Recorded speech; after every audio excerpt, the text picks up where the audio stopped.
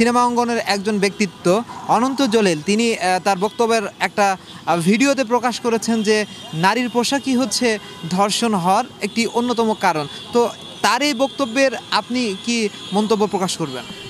তার এই বক্তব্যের তীব্র নিন্দা আমি জানাচ্ছি। মানে আমি আমি কখনোই মনে করি না যে হচ্ছে পোশাক কারো ধর্ষণের কারণ হতে পারে, বা পোশাক কখনোই ধর্ষকের কারণ হতে পারে না। কেন হতে পারে না? যদি পোশাক ধর্ষণের কারণ হতো তাহলে কিন্তু নুসরাত ধর্ষিত হতো না, বা 4 বছরের শিশু, 2 বছরের শিশু, 7 বছরের শিশু, তাদের ধর্ষণের পিছনে অবশ্যই পোশাক দায়ী ছিল না। আমরা মনে করি যে ধর্ষণের পিছনে ধর্ষকের বিকৃত মস্তিষ্ক দায়ী, তার মানসিকতা দায়ী। তো অনন্ত জলিল যে কথাটি বলেছেন, আমি জানি না উনার কোন ধরনের চিন্তা চেতনা থেকে উনি কথাটা বলেছেন, বা উনি আসলে উনি বিকৃত মানসিকতার পরিচয় দিয়েছেন ওনার এই বক্তব্যের মাধ্যমে। এটি অত্যন্ত ন্যাক্কারজনক একটি বক্তব্য এবং আমি এটা তীব্র নিন্দা জানাচ্ছি। আপনি যেহেতু পোশাকের কথা বলছেন, তাহলে আপনি কি বলতে চান পোশাক একটুও মানুষের মস্তিষ্ক বিকৃতি করে না? না, আমরা মনে করি পোশাক কখনোই ধর্ষণের কারণ হতে পারে না। পোশাক ধর্ষণের কারণ না, কিন্তু পোশাক তো সামাজিক যে অবক্ষয় আছে, মানুষের যে মস্তিষ্ক আছে, ধরুন আপনি যে পোশাকটা এখন পরে আছেন, এই পোশাকের জায়গায় যদি অন্য একটি পোশাক পরে থাকেন, বা সেক্ষেত্রে কি একজন পুরুষের মানসিক কোনো সমস্যা হতে পারে না? না, তার মানসিক সমস্যা তার মানসিক কারণেই হইতে পারে। যদি সে বিকৃত মানসিকতার মানুষ হয় তাহলেই হতে পারে। আপনি দেখেন উন্নত দেশগুলোতে দেখেন, সেখানে খোলামেলা পোশাক পরে ঘুরে বেড়ায়, সেখানে তো ধর্ষণ হয় না, কারণ এখানে মানসিকতার বিষয়। আপনি এখন বলতে পারেন যে আমাদের সোসাইটিতে এই ধরনের পোশাক পরা হয় না, কিন্তু ভাই যদি সেটাই হয়তো আজকে নুসরাত ধর্ষিত হতো না। আপনি তনুর কথায় আসেন না কেন? তনু কিন্তু হিজাব পরতো।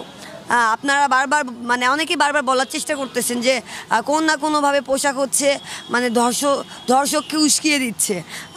এটা খুবই নোংরা একটা মানসিকতার পরিচয় দিচ্ছে তারা বারবার এই ধরনের কথা বলে। আসলে পোশাক কখনোই ধর্ষণের কারণ হতে পারে না। যদি তাই হইতো ভাই 2 বছরের শিশু হচ্ছে ধর্ষিত হইতো না। আমি কি ধরনের পোশাক পরবো না পরবো সেটা আমার ব্যক্তিগত স্বাধীনতা। মানুষের ব্যক্তিগত স্বাধীনতা বলে কিছু একটা আছে। তো আমরা কখনোই মনে করি না যে পোশাক ধর্ষণের কারণ হইতে পারে। যারা এটা মনে করে, আমি মনে করি তাদের মানসিকভাবে তারা বিকারগ্রস্ত। আপনি যে পোশাকটা পরে আসেন, এটা তো বাঙালি আনার শাড়ি, একটা বাঙালির একটা পোশাক। সেই শাড়ি না পরে আপনি অন্য পোশাক পরেন নাই কেন? আমার ব্যক্তিগত স্বাধীনতা, আমার যা পরতে ভালো লাগে আমি সেটা পরবো। আমি কি পরবো না পরবো সেটা তো আমি কাউকে বলবো না। দেখেন, আমি শুধু শাড়ি পরি না, আমি জিন্স টি শার্টও পরি, আমি 3 পিসও পরি, আমি শাড়ি পরি।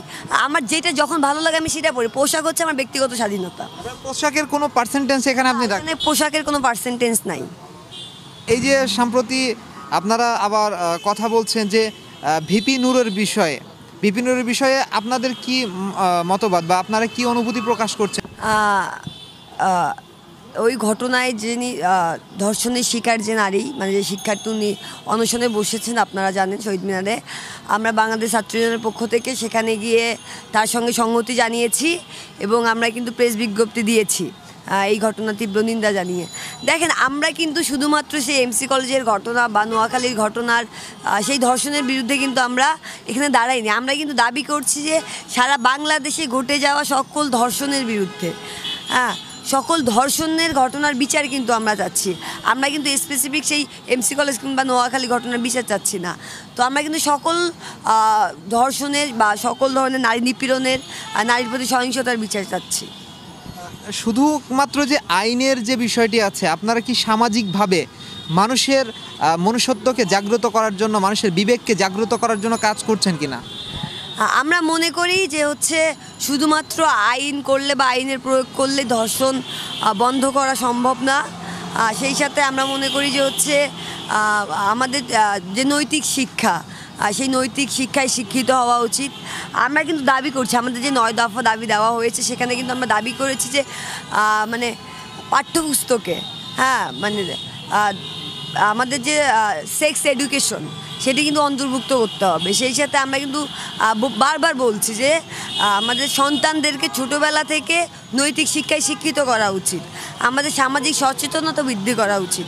সেই সাথে আমরা দেখেন আমরা কিন্তু আরেকটা দাবি রেখেছি, সেটা হচ্ছে গ্রামীণ যে সভা সমাবেশগুলো হয়, মানে ধর্মীয় সভা সমাবেশ, সেখানে দেখবেন যে 80 থেকে 90% কথাবার্তা হয় নারী বিদ্বেষী কথাবার্তা।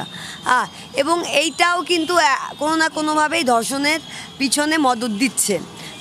আমরা কিন্তু দাবি করেছি যে এই ধরনের কথাবার্তাগুলো বলাকে শাস্তিযোগ্য অপরাধ বলে গণ্য করতে হবে, এটা কিন্তু আমরা দাবি করেছি। বা আমরা যে আন্দোলন করছি, আমাদের আন্দোলন যেমন বিচারহীনতা সংস্কৃতির প্রতিবাদে বা এই ধর্ষণের প্রতিবাদে, সেই সাথে আমরা কিন্তু লোকজনকে জানান দিচ্ছি যে আমাদের এই ধর্ষণগুলো যে হচ্ছে এর জন্য আমাদেরকে কিন্তু নৈতিক শিক্ষায় শিক্ষিত হতে হবে। আমরা দেখেন আমরা গান গাচ্ছি, কখনো কখনো আমরা কবিতা আবৃত্তি করছি, আমরা কখনো নাটক করছি, আমরা সব কিছুর মধ্য দিয়ে আমরা তাদেরকে সচেতন করার চেষ্টা করছি।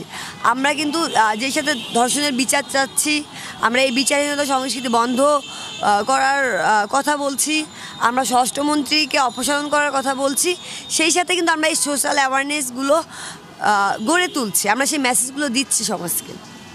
যেহেতু নাটক এবং এই কথা বললেন, সেক্ষেত্রে আমি বলতে চাই আপনারা তো দীর্ঘদিন এই শাহবাগে আন্দোলন সংগ্রাম করলেন, ধর্ষণের প্রতিবাদে অনেক বজ্রকণ্ঠ দিয়েছেন, আপনি বক্তৃতা দিয়েছেন, সেই সাথে স্লোগানে মুখরিত করে তুলেছেন। তো আপনাদের সামনে কি কর্মসূচি আছে? আমাদের গত শুক্রবার ধর্ষণ বিরোধী যে মহাসমাবেশ, সে মহাসমাবেশ করে আমরা 9 দফা দাবি পেশ করেছি। সেই সাথে আমরা আমাদের যে লাগাতার কর্মসূচি, সেই লাগাতার কর্মসূচি ঘোষণা দিয়েছিলাম। আজকে সেই কর্মসূচির অংশ হিসেবে আজকে আমাদের নারীদের সমাবেশ ছিল, নারী সমাবেশ এবং মশাল মিছিল ছিল। আমরা আগামীকাল এখানে শাহবাগ থেকে মানিক মিয়া অ্যাভিনিউ পর্যন্ত মেয়েদের সাইকেল র্যালি করব। এরপরে আমরা হচ্ছে 16 এবং 17 অক্টোবর শুক্র এবং শনিবার আমরা ঢাকা থেকে নোয়াখালী পর্যন্ত ধর্ষণ বিরোধী লং মার্চ অনুষ্ঠিত করব। আমরা হচ্ছে ওই দিন 16 তারিখ সকালে 10টায় শাহবাগ থেকে আমরা সেই লং মার্চ শুরু করব। এর পরবর্তীতে আমরা বিভিন্ন জেলা অতিক্রম করে থানা শহরগুলোতে, অঞ্চলগুলোতে আমরা সভা সমাবেশ করে আমরা 17 তারিখে নোয়াখালীতে সমাবেশের মধ্য দিয়ে আমাদের মানে এই লং মার্চ শেষ করব এবং পরবর্তীতে আমরা আমাদের কর্মসূচি ঘোষণা করব। আপনাদের যে দাবি ধর্ষণ বিরোধী, সরকার তো এই যে ধর্ষক হবে তার তো সর্বোচ্চ শাস্তি মৃত্যুদণ্ডের কথা বলেছে, তো তারপরেও আপনারা কেন আসলে এই আন্দোলন করছেন? দেখেন আমরা হচ্ছে ধর্ষকের সর্বোচ্চ শাস্তি মৃত্যুদণ্ড, মানে আমরা কিন্তু মানে আমাদের দাবি এইটা ছিল না। আমাদের দাবি ছিল হচ্ছে যে বিচারহীনতা সংস্কৃতি, এই বিচারহীনতা সংস্কৃতি বন্ধ করতে হবে। আমরা দাবি করেছি যে হচ্ছে মানে আমাদের আন্দোলনের যে প্ল্যাটফর্মটি আপনি জানেন যে হচ্ছে ধর্ষণ এবং বিচারহীনতার প্রতিবাদে বাংলাদেশ বা ধর্ষণ এবং বিচারহীনতার বিরুদ্ধে বাংলাদেশ, আমাদের এইটা হচ্ছে আন্দোলনের মূল কথা। তো এই যে সারা দেশে অব্যাহত ধর্ষণ, নারীর প্রতি সহিংসতা, নারীর প্রতি নির্যাতন, নিপীড়ন, আমরা এইটা বন্ধের দাবি জানাচ্ছি। দেখেন আগেও কিন্তু আইন ছিল, ধর্ষণের যে শাস্তি আগেও ছিল যাবজ্জীবন কারাদণ্ড, কিংবা ধর্ষণ করে হত্যা করা হলে সেক্ষেত্রে ফাঁসি বা মৃত্যুদণ্ডের বিধান ছিল। তারপরে কি ধর্ষণ বন্ধ ছিল? বন্ধ কিন্তু ছিল না। মানে এরপরও ধর্ষণ হয়েছে, ধর্ষণ করে হত্যা করার ঘটনাও আমরা দেখেছি। আমরা যদি তনুর ঘটনাও দেখি, তনুকে কিন্তু ধর্ষণ করে হত্যা করা হয়েছে। আমরা যদি আফসানার ঘটনা দেখি, আফসানাও কিন্তু ধর্ষণ করে হত্যা করা হয়েছে। দেখেন আইন থাকার পরেও কেন এই ধর্ষণগুলো হচ্ছে, একের পর এক ধর্ষণগুলো হচ্ছে? আমরা মনে করি এর পিছনে কারণ হচ্ছে বিচারহীনতা সংস্কৃতি।